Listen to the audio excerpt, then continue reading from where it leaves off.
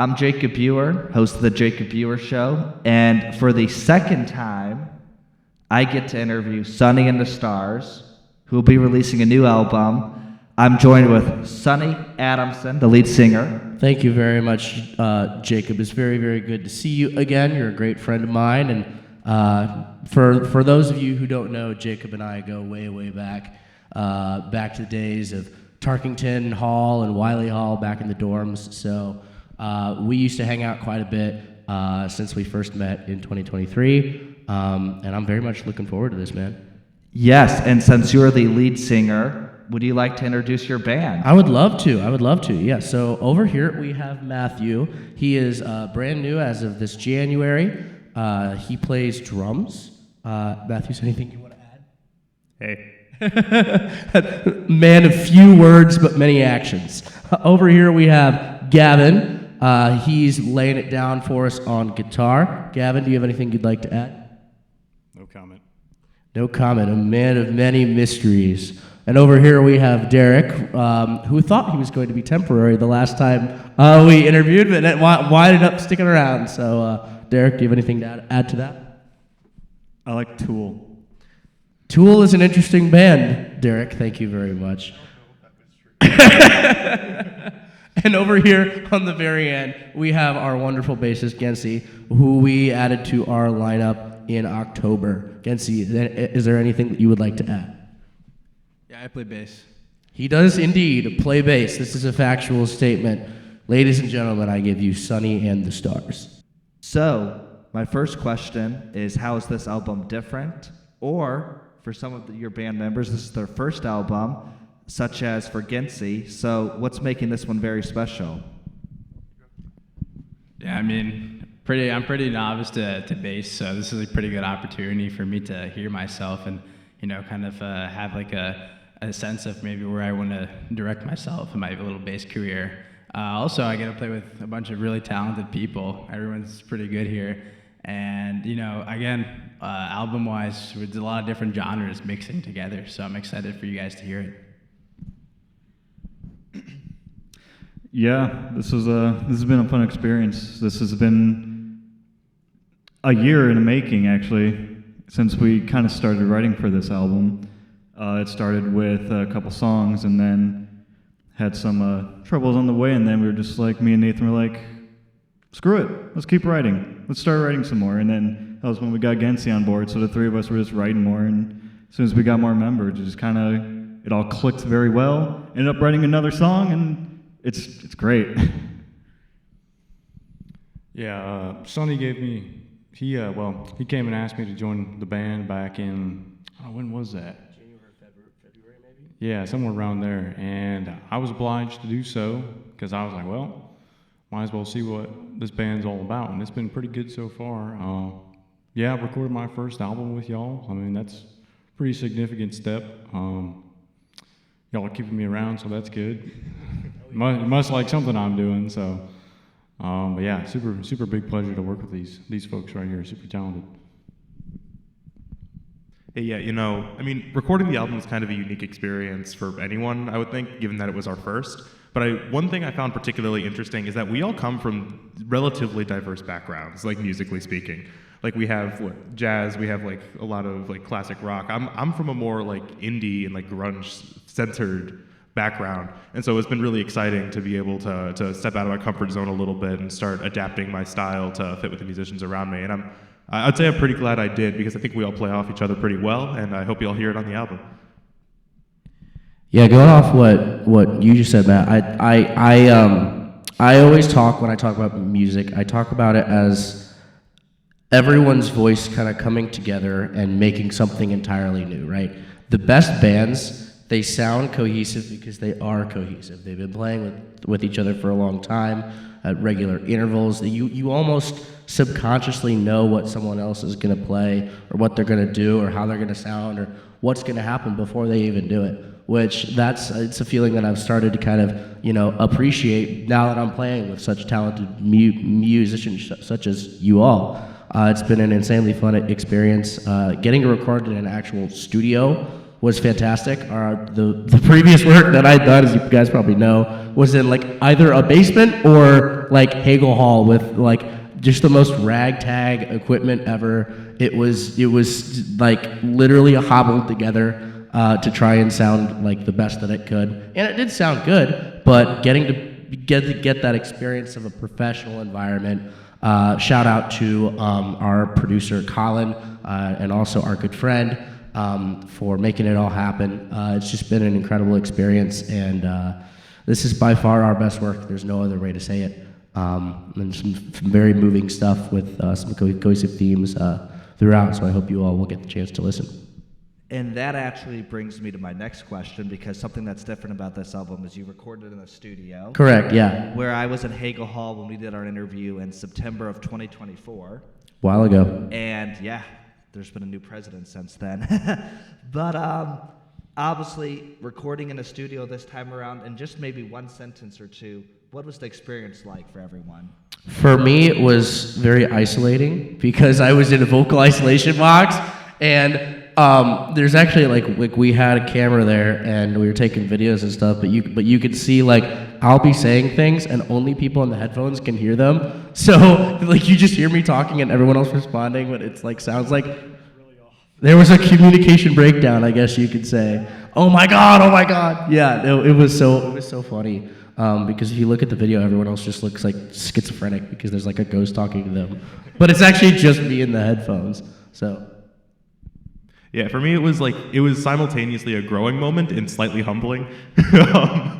So one thing that's hard to realize until you're alone with a metronome is that like timing can be shifty, especially if you're used to playing with other musicians. And so I'm grateful we recorded a lot of it live. But the bits where I was recording with a metronome, it felt a little shaky to start, and I was happy with how I was able to pull through because my past with the metronome has not been so hot. And so I was happy I was able to pull together for the album. Yeah, that was a cool part about the studio is getting to record it live, right?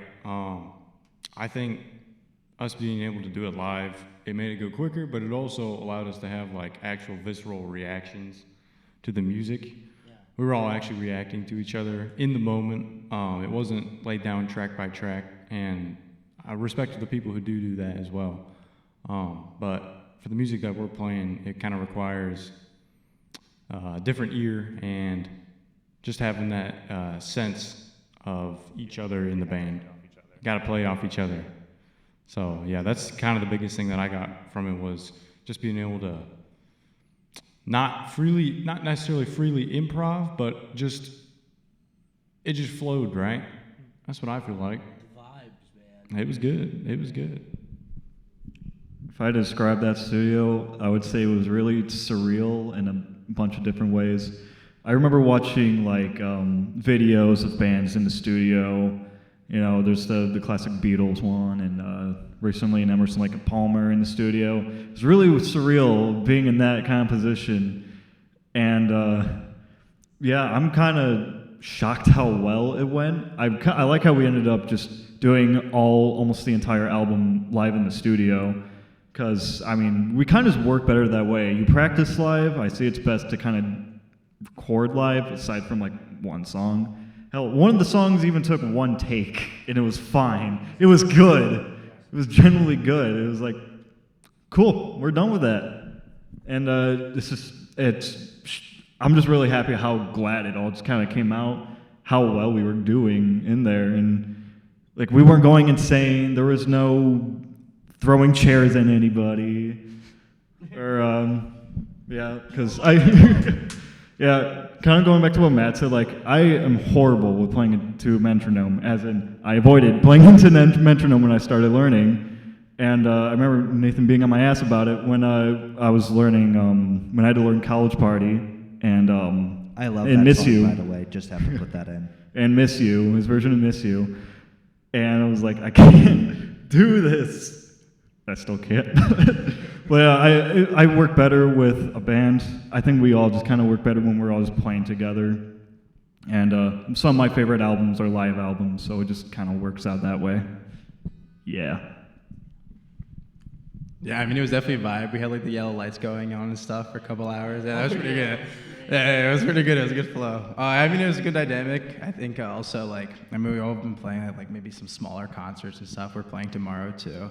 So I mean, but like usually, if you mess up, you can fall out for a little bit and then come back in, or you're kind of working on the spot. But when you're recording, it's like, when you do the re-record, you can tell that someone like kind of messed up or cooked a little bit, and so you might have to do it again. So like you kind of are more aware of the errors that you're making real time, because you'll hear it in the re-record. And It started out rough. yeah, and I mean, it's not like other people like screaming and stuff at like a regular concert. So yeah, you'll definitely hear that. But yeah, it was a cool experience for sure. Something I would like to comment on is like how well we got along with Colin, our producer. I mean, it's great to work with someone who really knows his stuff, and we just got along really well with him. We got pizza with him, and we talked for like an hour about just anything, about like really anything music related. He is a very understanding guy. He gets everything, and yeah. So Colin, thank you very much. You literally answered the question that I was going to ask next, which was, what was it like working with a producer and kind of the big difference? So great job, Derek. But now I guess my next question is, what is something that when it comes to being in a band where maybe you have songs that don't make an album or do, how do you decide how to make cuts like that? And I guess I kind of let Sonny, I'll let you answer this one. You mean like live or like working on an album? Both. How do you decide what you want to play at a concert, because you'll now have 2 albums? And then how do you decide what goes on an album that maybe you didn't end up putting on an album? Well, a lot of times it comes down to how we want the album to sound, like what, and it also sometimes for both live shows and albums, like if we didn't think a song was like to a certain bar, we would cut it. Like we need to practice it more. Next time we go in the studio, we'll get around to getting to this one. We didn't have anything major like that really happen on this record. We did have a couple like demos that we messed around with, but that's just the writing process. Like literally how it would work most of the time is it would be me and Derek and Gensi, like in the early days, like before we brought on you guys, we just lock ourselves in the room for like 2 hours, and I'd be like, all right, like I have these lyrics, I wrote them down when I was sleep deprived at 2 a.m. Let's try and put some music to them. And there would we just write, Yeah. So yeah, the writing process was kind of, I'm shocked how well it went with that too, because I mean, Nathan would be like, all right, I got these lyrics. You even tell me like the flow of it. I'd be warming up, playing a riff or whatever. He would say, play that, but a half step down, add an extra note. And like, that's just kind of how all the album came out to be. I mean, he'd be like, I want to make a song that sounds like Van Halen. I want to make a song that sounds like ZZ Top. I want a song that sounds like Talking Heads. It's like that kind of way. It's like, okay, I can kind of make something like that. And then after I make a riff, I'd be like, all right, bring that up a half step, or try this, try that. And it was like that for bass too. And it was really helpful that you were picking up drums. And had to take it on Phil Collins style. So a lot of our rehearsals, were like me on drums, because for a long time we didn't really have a solid drummer. I mean, Josh, obviously, he's still around, but he had a lot of complication this semester and stuff, and he didn't really come to a whole lot of our rehearsals. So, and he would always say he would, but then he never would. So. No hate to Josh. I know he's got a lot of things going on in his life. He likes the podcast. He does. He loves the podcast, actually. I'm really sad he couldn't be here. But, things happen like that. So I was just like, you know what? The band isn't going anywhere, and I want it to. So I'm going to learn drums. And so over about like a 6-8 month period, I started like filling in on drums and got better and better. And then when it came time to write, I knew what I had to do, which was hop on the kit and start to put down some beats. I mean, they were very easy, like ride cymbal or, very easy patterns, but our wonderful drummer here, Matthew, was able to expand on a lot of that and really kind of bring it to life. So, yeah, like. So nice to have you here. Brother's got some chops. Yeah, I mean, I wasn't extremely involved in the initial writing process. Obviously, I wasn't here yet. But when I did come, number one, it was interesting synthesizing a lot of the ideas that you had and like adding a little bit more, I suppose, pizzazz to them, like adding a little bit extra here and there. And like the bits that I was involved with, like, can I talk about like specific songs? Sure, yeah, okay. Like Heads Up specifically. Heads Up, there's a lot of bits in there that used to be pretty plain, and I feel like we filled it out a pretty good amount. And eventually it got to the point where I don't make up fills anymore. I have like fills locked in for that song. I almost always do the same ones at a certain point. And like that element of like composition. Oh, and the other one, what's the one that we bring it down? Title track. Yeah. That also, like that dynamic that we developed where we would bring it down and we would go back up and start counting out the bars and everything. Like once we got that locked in, that is one of the most fun songs you can possibly play because you have to play off each other so well. I'm a big fan of that song also. Yeah, go crazy. Go for it. Yeah, so I think a really like unique part of this band is that we like to incorporate dynamics in our music, right? Like we like to bring it down real low, and we keep the volume low, and then we'll bring it back slowly and slowly and slowly, and then we'll absolutely just smash the gas pedal, and then we'll go. Oh, yeah. I gotta get this mic closer. My bad. But yeah, I think that's a big part of what we do, and that title track, the dynamics allows for just a different feel to the song, right? Like it kind of gets the point across of what we're talking about. Yeah. We almost take cues from Skrillex with the drop. I've always liked music that's kind of up and down, you know. Even in the early days of this band, one of the whole reasons that me and Derek met was through Pink Floyd, and they do that really, really well. Yeah, that's arguably the point of the band. So with that title track specifically, I wanted to like have some very like long, drawn out like jam, and just like you know, have some ebbs and flows to it. But then at the end, it just like you said, just smashes the gas pedal through the floor, and just like, and it sounds 10 times better. It's that tension. That's that tension and release. So, Genshy, do you want to comment anything on that? Yeah, I mean, in the initial inceptions of like the music that we were creating before, Gavin and Matt, it was interesting because we're bringing up dynamics now, but it was interesting how far we've come because we didn't have kind of the structure to even maybe incorporate as much dynamics. But as soon as you guys kind of came in and stuff like that, we had brought a lot more talent and we had a lot more confidence, and confidence brings dynamics and having more fun. And I've been able to groove a little bit more with Matt and stuff like that, and we got a rhythm, so it's been pretty good. It's been a nice story arc, to be honest with you. There's a lot of history almost that goes into this album for us. Yeah, actually. So like almost all these songs were written within like an hour and a half. And I remember it was like the third practice we had with Gavin, we already wrote a new song just like that with him. Yeah, and like it's really stuck. It's like I love how, I can't say easy, it's not really easy, it's just how well we all gel together with that, and it's so cool. Yeah, I mean, it was definitely interesting because we'd go off like vibes a lot, and then like we'd go, oh, this is a good song, and then we practiced a little bit more and more, and then we got a little bit more serious with like the structure of the music and stuff like that. And I think that's kind of how the album developed. It was almost natural to some capacity. And I think that's why we have a lot of good tracks and hits. I think that's why Colin liked a lot of them too. So that's good. I mean, yeah, the overall thing I learned about this entire thing is that writing is very much a process, not just in that you have to figure things out with your band, but the more you play a song, the more solidified the structure becomes and the more the song becomes fully written. So while the initial thing might have only taken an hour, every single time we play a song, we adjust something about that song.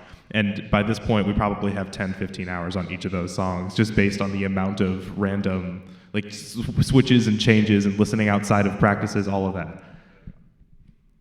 There's a quote from Ray Charles where he says, I never played Georgia the same. Like every night, from the time he recorded it to the time he played it at, Carnegie Hall, whatever. He always was evolving it in some, minor, major way. It didn't matter, it was evolving, and that's what music is. Music is alive. So and I know that's very like hipster of me to say, but like it is, the more that you play a song, eventually you're gonna make small changes, and like you're gonna realize, oh, like we could have done that, like, and that's what I love about it. So. And I got a question that kind of goes off of that. Obviously, songwriting's a big thing. I think I've asked before maybe what everyone's favorite musician was, or from a performance aspect. So I'm going to do a different type of question this time. And try not to say Bob Dylan, because I know this is going to be a tough one. But going down, obviously, because we were just talking about songwriting and all that stuff, maybe who's somebody that's inspired you? It doesn't have to be somebody even super famous. It can be. That has just inspired you through writing and music. I think one of my biggest inspirations, there are so many of them. When I started out with this band, Pink Floyd was really big for me, and it's their kind of perfectionism almost, but not necessarily their perfectionism in the way of like how cold the music can be, but how like lively it can be. I'm a huge fan of blues music. I listen to a lot of like Stevie Ray Vaughan, Albert Collins, B.B. King, those kinds of things as well. And just I like music that gives me a visceral reaction to it. Something where I can imagine what's going on in the song. Something that gives me an energy. That's why I like a lot of classic rock too. A lot of that kind of hypes you up, like you're gonna go 100 miles an hour and crash into a tree on the highway. Like that is it's one of the best, most freeing feelings you can ever have from music, is just to be completely, energized and unconquerable. Van Halen was also huge for me. Their story, and the scribe of David Lee Roth. As far as frontmen are concerned, I study David Lee Roth and all kinds of guys. Jim Morrison is also huge for me, and The Doors. He's a little bit more hippie. I mean, that's kind of been what I've been trying to embrace for the past couple years. But also, I'm well aware of that. Oh yes. Also, God, what's his face? I completely forgot. I don't know what I was gonna say. Huh? Mick Jagger from the Rolling Stones. Yeah, with his dancing and stuff. We've been starting to cover a couple more Stones songs in our live shows, and I've been doing the whole the duckbill type thing, and my dancing around on stage. So it's been fun. It's been a lot of fun. One of the most beautiful things about musical expression to me is that you become an amalgam of anything you've ever heard, and you start applying things from who knows where. So I can tell you that people I normally would take inspiration from aren't always the most applicable here, and I've had to dig a little deeper. But one person, I don't know if you've heard it at all, but one person that I listen to a lot and I try to take some of the style from is John Densmore, who is the drummer from The Doors. His Latin grooves and things, that's why I've been attempting to work cowbell and more jazzy type grooves into some of the songs occasionally, and that's largely due to him. And besides that, see, this is where I'm going to lose some of you. A lot of my inspos come from weird places, right? They come from places that aren't necessarily applicable all the time. No, not Geese. Geese is awesome, but no. I don't take inspiration from him yet. We'll see. But no. Nirvana? Yeah, actually, that is where I was going with that. Not Nirvana specifically, but yeah, Dave Grohl. Y'all wouldn't. Shut up. The Gap Band, man. Yeah, Dave Grohl, and to an extent, the Gap Band. I've taken a lot of things from him and from the Gap Band just because they work so well, and especially, oh my goodness, Bonham triplets. The amount of things I've just directly stolen from John Bonham or Keith Moon in our band, just because, they're legends for a reason. There's a reason that they called him the Mountain. He was so powerful, and sometimes the music really calls for that, and so that's where I'll take it from. And then the last guy I'll cite here, this is the one that's really gonna piss some people off. Matt Helders from the Arctic Monkeys. On the first couple albums, the speed, a lot of my fills are also not from him, but I'm taking a lot of inspiration from him, especially the quicker ones, especially on Teenage Survivor. A lot of that really up-tempo stuff, I take a lot of that from him because he was just so creative behind the kit and kind of timeless in a way, because a lot of it is seamless. It works well with this kind of music. It would work well with any type of music, I think. So that should tell you my variety of styles. Love the Arctic Monkeys. Yeah, I guess I'm not a super huge songwriter, but my biggest thing is improvisation, right? My ability to play, and That's what I get the most out of it. And I have so many inspirations. I mean, like countless inspirations. But I'll try and name some off the top of my head. I mean, B.B. King's a really big one. I'm playing his guitar right here. Stevie Ray, Freddie King, Albert King, Joe Bonamassa, a lot of blues cats, a lot of blues musicians. That's kind of where I've gotten my stuff from. But I'll steal stuff from Billy Strings. I'll steal stuff from the Allman Brothers, Tony Rice, Angus Young. That was probably my first guitar hero was Angus Young. Watching him run up and down the stage and stuff, and him being from Scotland and my family being from Scotland and stuff like that. Yeah, so many great guitarists that I kind of try and pull from my playing and hopefully do justice to them and what they've kind of brought forth in the realm of rock and roll and blues, and then also in some jazz musicians as well. I take some inspiration from Wynton Marsalis, Coltrane, Miles Davis, people like that. They just have great feel, great improvisation, like phrasing, Charlie Parker, people like that. They have a conscious flow of ideas, musical ideas coming out of them that you can't really find anywhere else. It's just, I mean, Nathan was in jazz with me. He knows what I'm talking about when I'm talking about Charlie Parker and Cannonball Adderley and stuff like that. You might not hear it directly in some of the music we're playing here, but it all contributes to a greater thing. I kind of like him to start that, like, I didn't fully start appreciating that songwriting was its own skill until I was in my own band, my first ever band. That's when I kind of realized, wow, songwriting is a whole new thing. 'Cause I remember trying it in high school. I sucked and never gave up on it until I got in my first band when I was a sophomore in college. But I mean, my favorite guitarist of all time is Ritchie Blackmore. I mean, his stuff in Deep Purple and Rainbow it's really amazing what he can do. But I also say what him and Ronnie James Dio have done in Rainbow is like some of my favorite music ever. How Ronnie James Dio can write lyrics and even melodies, he's written melodies too, that just kind of fit with his own style of telling a story. And no, not all of his songs are just about wizards and demons and rainbows and death. But yeah, my favorite band of all time is Iron Maiden, and Adrian Smith, Dave Murray, they're two of my favorites also, and I would like to include more harmony stuff. The final song in the album, Simple Life, has a little bit of that too, and that's really cool. And then when I started college, I got into this band called Saga. And that's really where I started to learn how good songwriting is within the band, with how tight they play. It's incredible, and how they play it the exact same live is also just incredible. And just like all those prog bands too. UFO, also one of my favorite bands, and they make some of the what. I like Tool too. I was serious, by the way. Like UFO, how they write their songs, like it's not just crappy old love songs. Like how they get around with it is just so nice with how their songwriting and how they also worked off of each other too. I thought it was really cool. I would say probably one of my favorite ever songwriters and guitarists. His name is Zeno Roth. I'm pretty sure nobody knows who that is. That's kind of why I wear the hat, because of him, because he started wearing that in the 80s and 90s.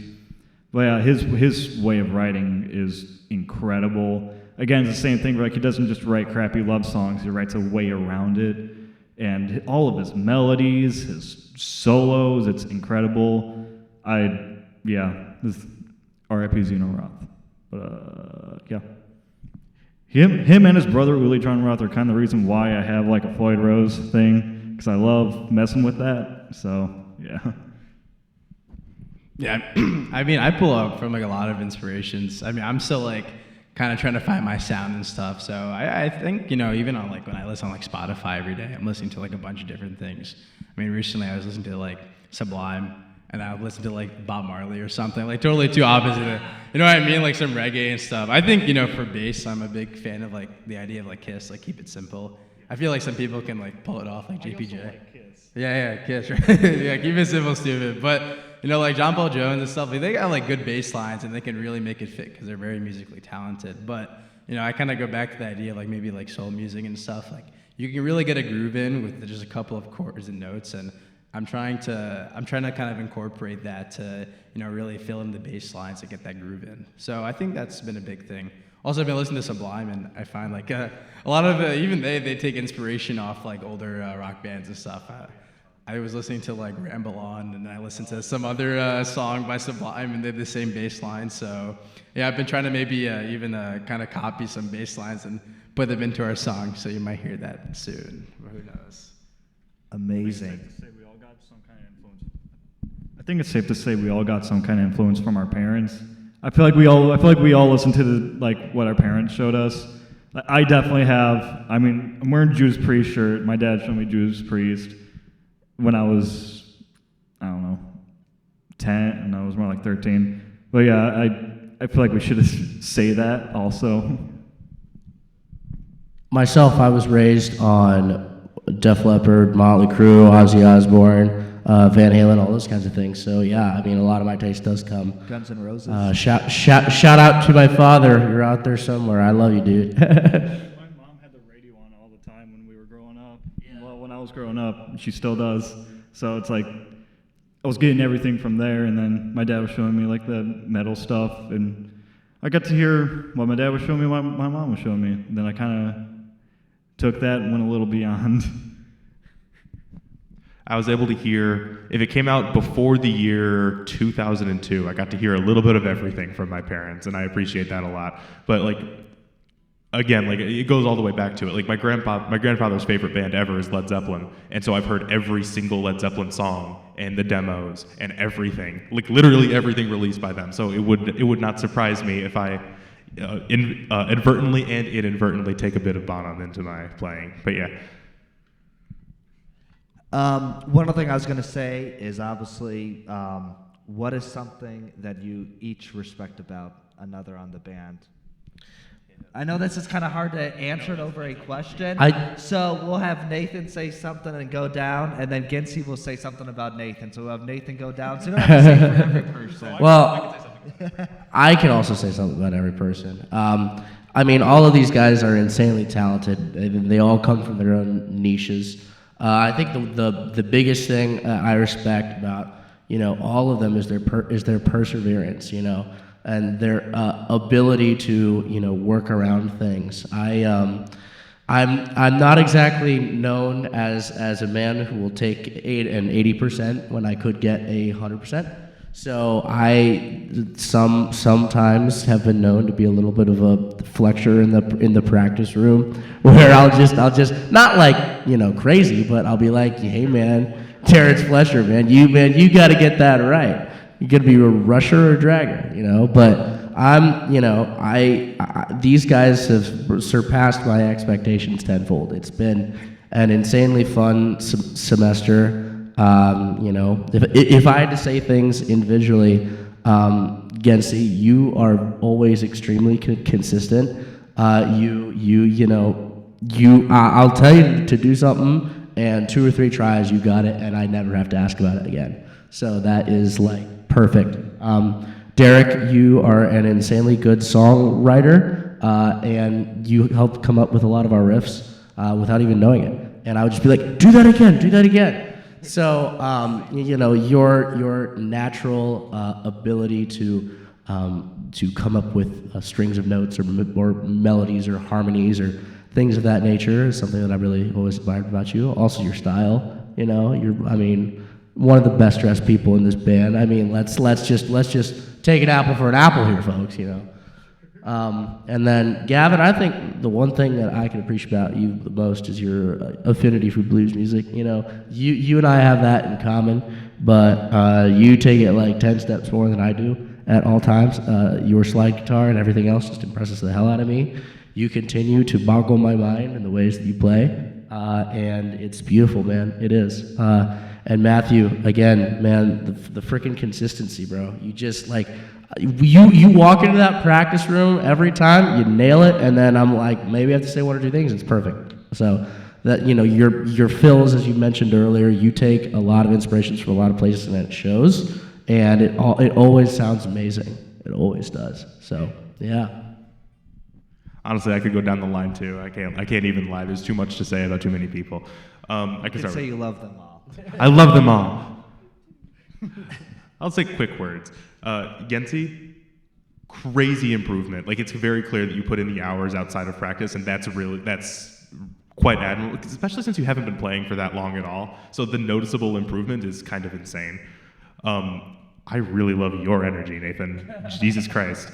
Because do you know how many bands I played in where the front person just like stands there and just kind of sings, and they sing well, but they don't interact with the audience at all? It's kind of annoying to a certain extent. Derek, I'd hate to piggyback off of what he said, but you are a really excellent songwriter. Some of those riffs are really, really good.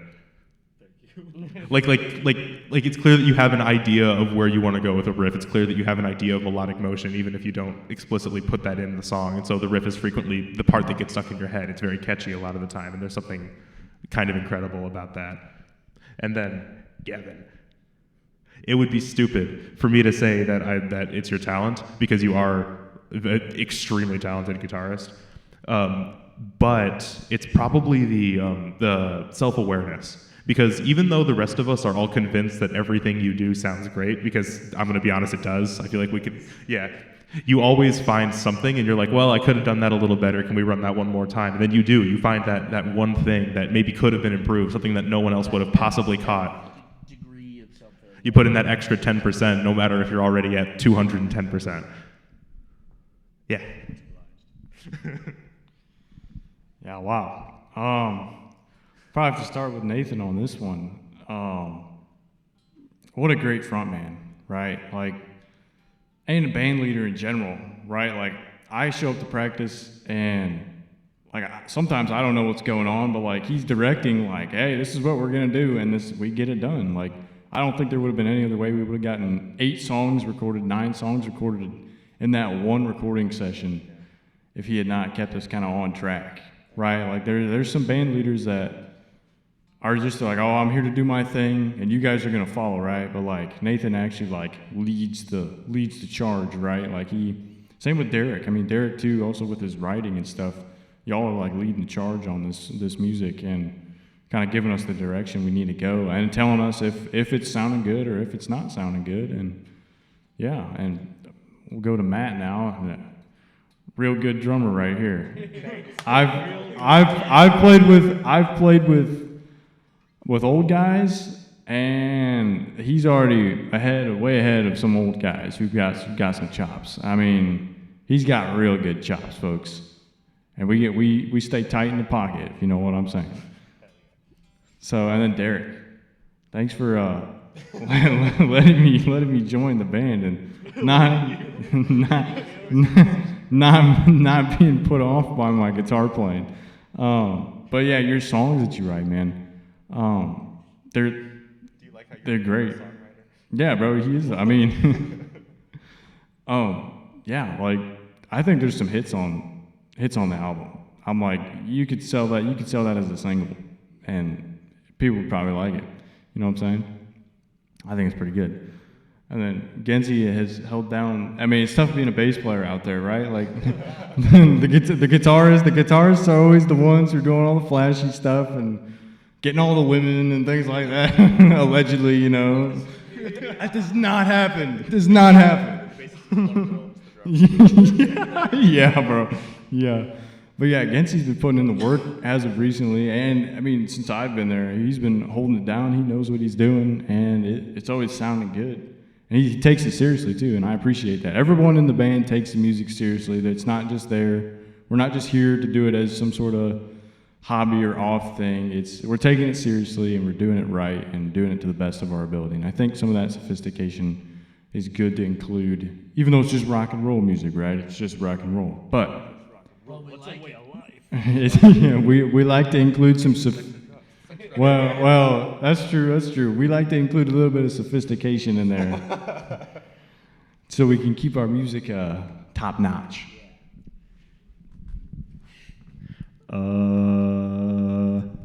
Pass. No, I'm kidding.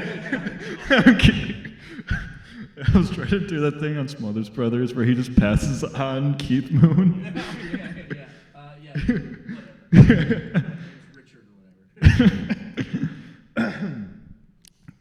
I'll start with Gensi.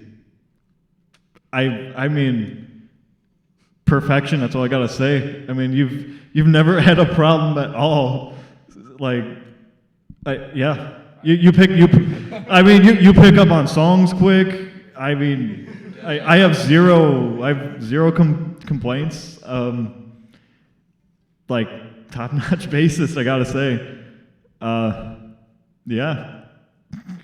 I'm sorry, I'm like lost for words. Like, I lost for words on this one, but like, just all I gotta say is like perfect bassist. Gavin, you are a league's better guitarist than I am. I heavily respect that. Your love for the blues, I wish I had. Well, I wish I had more of, but like, damn, you're so damn, you're so fucking good, dude. It's really fun to get in conversation also about like just really about any like kind of anything, just anything related. I mean, I'm really glad to have been like playing with you, and really glad that we get to be in a band together. Matt, you're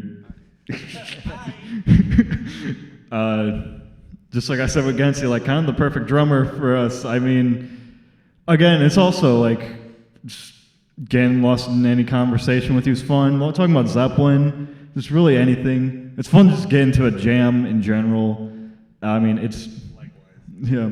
And might I add, you are a very good fit for Midnight Pancakes. I enjoy seeing you in Midnight Pancakes.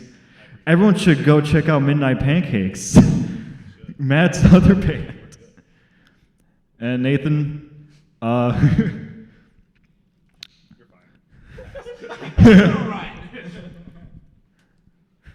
start with this. It was rough when I started the band because I didn't fully see the ambition before. And that's kind of one of the reasons why I love this band, is because you are like the most ambitious like person here. And we were friends before I even knew you were in a band. So yeah, just full ambition. That's like what a band needs, especially in a leader, especially in Sonny Adams. So yeah, I will say like that is definitely like, at least that's probably like the top reason why I just decided to stay. Like, this is a full ambitious band. Like, something I could just say about everyone here is like, I'm really glad we just don't butt heads. Like, we get along really well. You know, we don't like, there's no ego checks or any shit like that. It's like, no, I'm getting a solo. No, I'm getting a solo. I'd gladly give up a solo so he can play. But yeah, I'm really glad how well we all get along. Awesome. All right, so I'll start with Nathan. I mean, I hold down the grooves in my bass, but he definitely holds down the band with his energy and stuff like that. Everything is just it's awesome to have a band leader. So yeah, I know. What can I say? Well, I mean, there's a lot of passion into it, and you know, there's a lot of pillars to having a great band. And I think you know, as a leader, he really has all those facets. I mean, we're doing a lot of good stuff right now, and we're playing tomorrow, and we played a couple months ago, and we're in the studio. We're an active band right now, and you had to thank Nathan for all of this stuff, and you know, getting all these rooms and you know, everything. So yeah, for that I would say thank you. For Matt, I mean, you know, when I joined, we didn't really have a drummer, but like, yeah, so like, you know, but honestly, when you came in, you had so much energy, and you know, even I got excited to like learn about all these cool things you had, and you seem to have a lot of depth and knowledge about, you know, everything about drummers and influencing and stuff like that, and getting the good beat in. So for me, as a bassist, you know, I need a good drummer. So yeah, that was pretty awesome. You're a bad drummer. Yeah, great drummer. So yeah, that was the best thing about that's probably it. And then for Gavin, I mean, for me, I always been interested in blues a lot, and I think we've mentioned blues quite a bit with Gavin. But for me, he's exposed me to a lot of blues, and I think, with the bass and you can walk it and do all these other minor pentatonics and stuff. I've been getting some more influence, listening to Alvin Brothers, Stephen Vai, B.B. King, and stuff like that. And I got to thank Gavin for that and his awesome rhythm playing. And then for Derek, when we started, it was me, you, and Nathan. Yeah. So, I was just listening off of you, but you're probably one of the most talented guitarists I've ever met. And for me, that's been pretty awesome. I've been able to play with such a talented group of people, and Derek was one of those ones who really kickstarted that. So, for that, everyone's great, and it's been awesome. Amazing. Give yourself a round of applause for being kind. Couple last things before you all play a song. I know we're all excited for that. Where is this album going to be out on? Where are you currently out on? Where might you be out on in the future? Obviously, concerts and stuff may go and pass by the time people hear this interview, but where are you going to always be out on? So let's see. Today is what, May 1st, 2026? Not May 4th. Well, yeah. Well, the day that we're doing this interview is May 1st. We're hoping to get the album out by late August. We could put it out over the summer. There's a little bit of work we have left to do to it, but not too much. We should be able to finish it up soon. But we want to make sure that obviously we're on Purdue's campus. We want everyone at Purdue to know that this record exists, and we want everyone to listen to it. We're going to do like a huge promotional campaign coming up. So keep eyes on our Instagram at Sonny The Stars. But other than that, when it does drop, you can find it on pretty much anywhere that like music is streamed. We're on Spotify, we're on Apple Music, we're on Bandcamp, we're on Tidal, we're on YouTube, we're on everything. Just pretty much anything that has music. Everywhere, man. You can find us. MySpace, MySpace, Tom. Yeah, the internet. You ever heard of it? Yeah. Yeah, man. We do also have a website, www.sonnyandthestars.org. That website will be updated very, very soon to feature some content that's coming up for this album.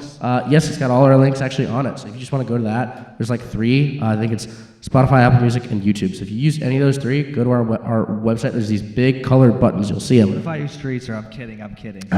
Whatever you want, man. Whatever you want. So yeah, you can find us pretty much anywhere, and we'll be around. If you see us on campus, say hi. Come talk about the album, because as you can probably tell, we're all like huge music nerds. We just play, man. We play everything. Yeah, we do like the rock and roll. One of my biggest things with this band that's been super fun is like after every rehearsal, we just have like half an hour yap sessions about music, and we just like learn more about each other's tastes. It's been so much fun. But yeah, we're shooting for that late August date.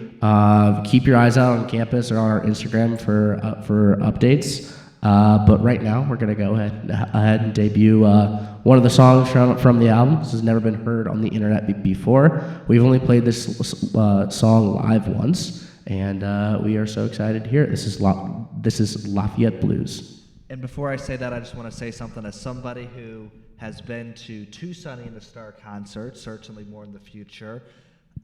Whenever I go, no matter it's a 30-minute set or a little bit of a longer set, like 45 minutes, always love start to finish, all of it, from solos to all the music to cover songs. So amazing job.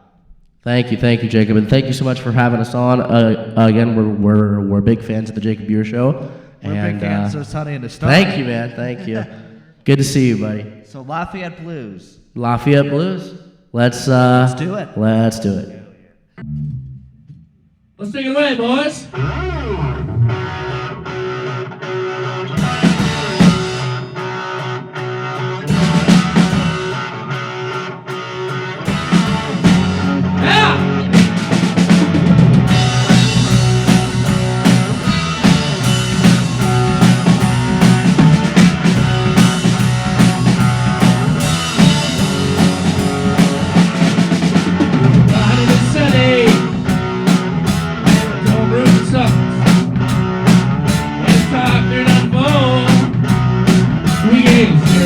$0 to the vending machine, no AC.